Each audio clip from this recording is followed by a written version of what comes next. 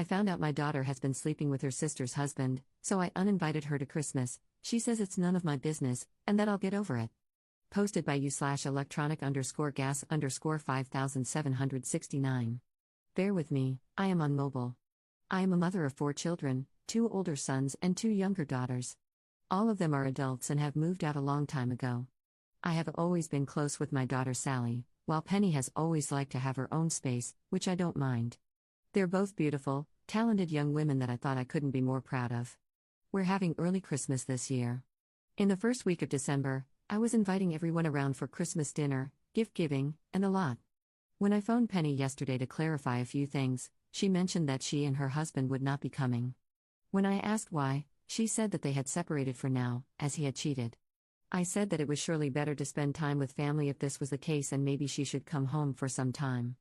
She hesitated for a while, but eventually told me he had been having an affair with Sally and that they had been seeing each other for the past 2 years. I felt sick. For the past 6 months in our talks, Sally had alluded to seeing someone and was typically girl in love. I uninvited Sally to the Christmas gathering and blocked her.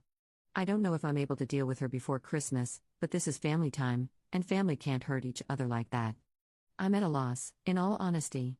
Penny is now coming, which is good because, at this time, she needs the stability of people who love her, in my opinion. The problem is that Sally naturally thinks I'm in the wrong. It's none of my business, and as her mother, I can't block her and remove her from the family. My sister thinks I shouldn't get involved in their personal lives, which I think is BS. My daughter needs us right now. But then she tells me, I have 2 daughters to think about, which I think isn't true. Sally has forfeited that right at the moment.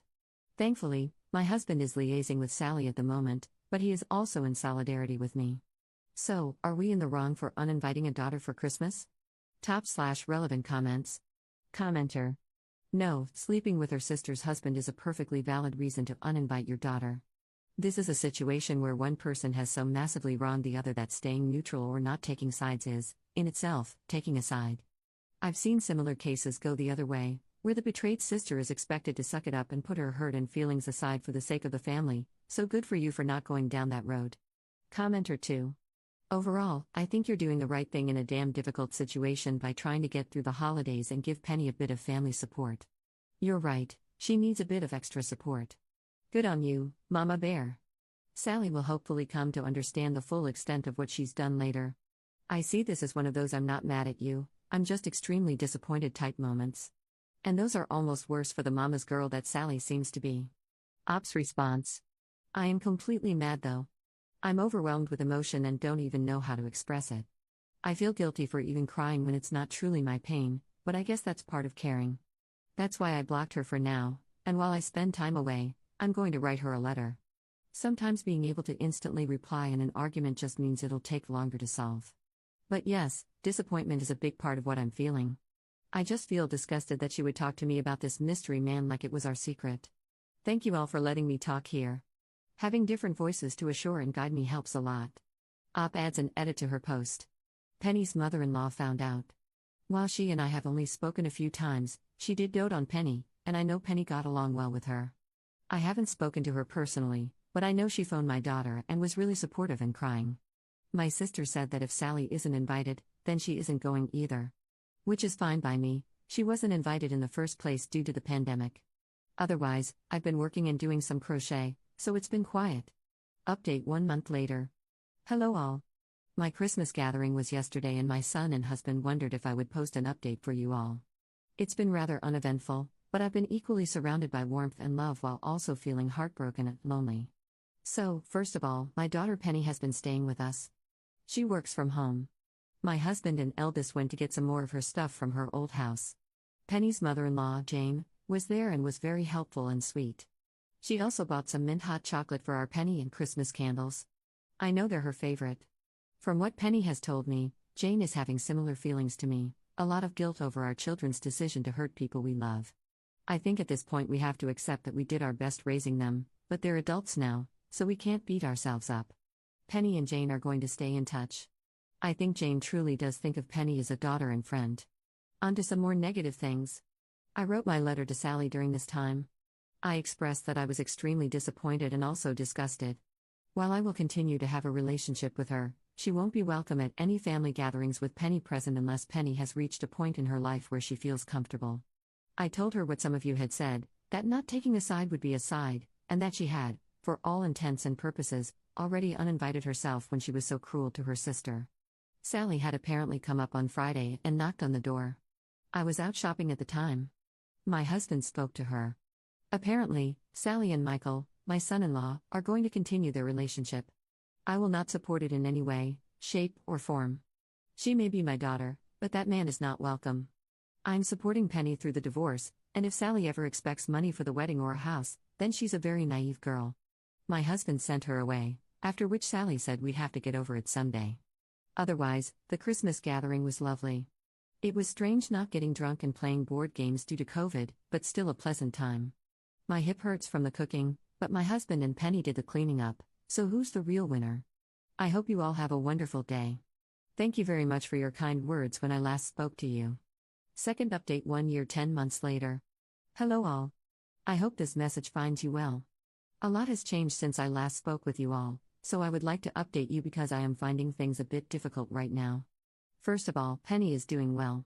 She met someone new about a year ago, they're incredibly supportive and sweet, and they made such an effort in getting to know me and my husband. Penny was still living with me when she started seeing them, so I got to watch their relationship develop, and although Penny is a grown woman, I couldn't help but be reminded of when she was a child and having crushes.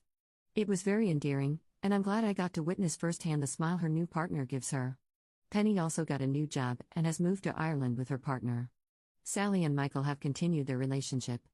I don't have a lot of love to give Michael. I'm civil enough, but frankly, it is difficult for me to become invested in their relationship at all.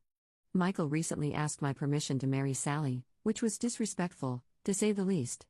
Penny still lived with me last Christmas, so again, they were not invited.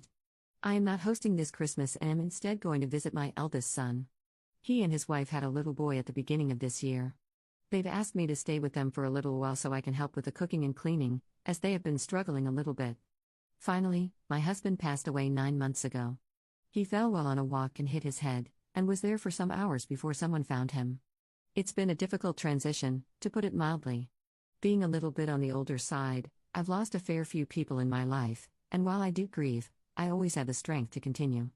Losing my husband made me realize how much I relied on him. Not just to take the bins out or pick me up from choir practice, but all the times I was angry, sad, and overwhelmed, and he was there for me.